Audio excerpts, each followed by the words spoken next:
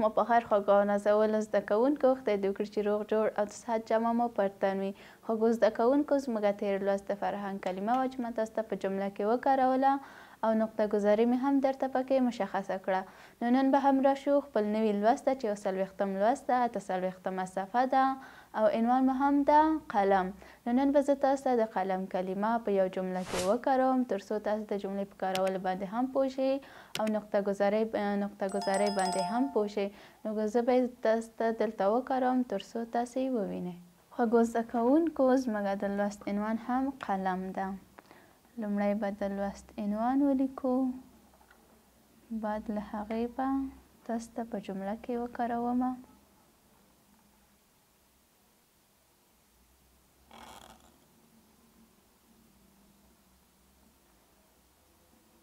دا هم شو قلم.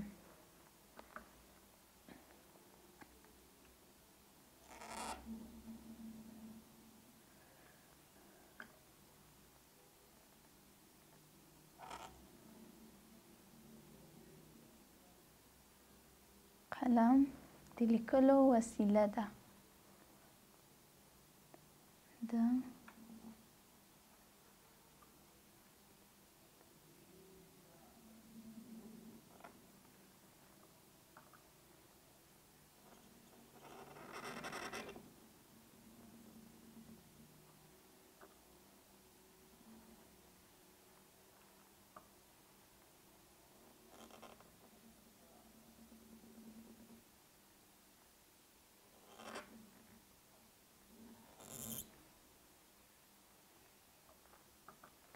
وسیله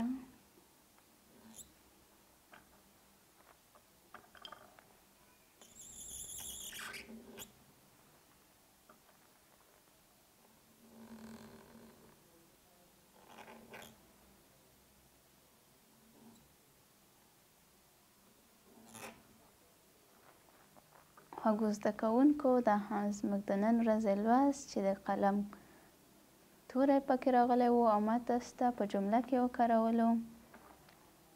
نو زه به یې اوس تاسو ته نقطه ګذاري هم وښایمه. د قاف او الف اندازه باید د 2 نقطو په اندازه سره وي. د میم کارول هم د 1 نقطې په اندازه او د میم په دې ځای کې هم د 5 نقطو په اوږدوالي سره موږ میم کاروو. د لام کارول هم د 3 نقطو په اندازه دي. دلته هم د کاف اوږدوالی ده چې د 1 نقطې په اندازه باید ژور وکارولی شي. دا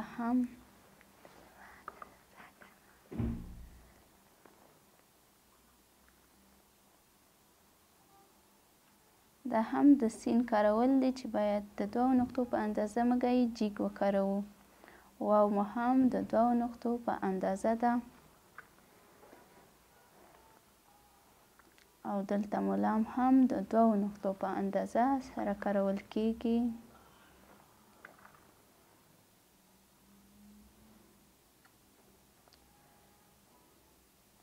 ګردکه مو هم د 2 نقطو په اندازه سره کارول کیږي. خوږو زده کوونکو دا هم زموږ د نن ورځې دا لوست و چې د قلم کلمه ما تاسو ته په جمله کې وکاروله. جمله مو هم په دې شکل سره ده: قلم د لیکلو وسیله ده. ګرانو خوږو او نازولو زده کوونکو دا هم زموږ د نن ورځې دا لوست و چې ما تاسو ته وکاروله. نو خدای دې وکړي چې تاسو به زده کړی وي. ستاسو کورنۍ دنده دا ده چې تاسو باید په خپلو کورونو کې د قلم لوست ځان سره تکرار کړئ، نقطه ګذاري هم پکې مشخصه کړئ او خپله کورنۍ دنده مو زموږ په لاندینۍ ایمیل ادرس کې موږ ته راواستوئ. که تاسو کوم انتقاد او پیشنهاد لرئ هغه په کامنټ کې موږ سره شریکولی شئ. نو د نورو ویډیوګانو د ترلاسه کولو لپاره زموږ یوټیوب چینل درسره لایک او سبسکرایب کړئ. تر بیا په لوی او مهربان خدای سپارم. ښه وخت ولرئ. د خدای په امان.